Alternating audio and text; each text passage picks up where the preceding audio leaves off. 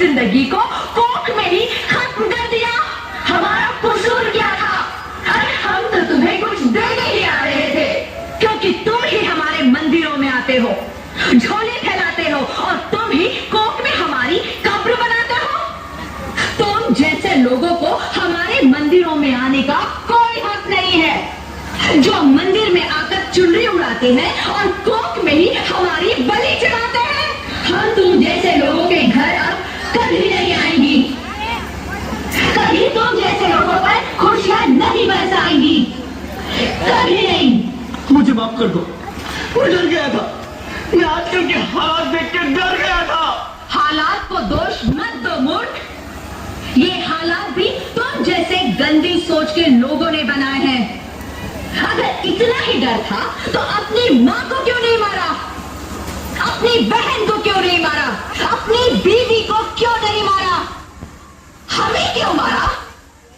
डर तुम्हें लग रहा था तो तुम मरते, हमें क्यों मारा?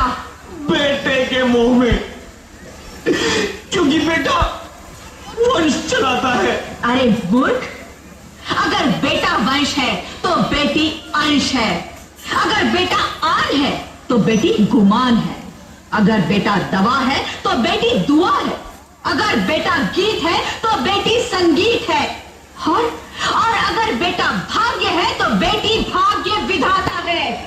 यह सबको माँ चाहिए, बहन चाहिए, बीवी चाहिए, मगर बेटी क्यों नहीं चाहिए? जबकि ओस की बूंद सी होती है बेटियां, माँ बाप को जरा सा भी दर्द हो तो रोती है बेटियां।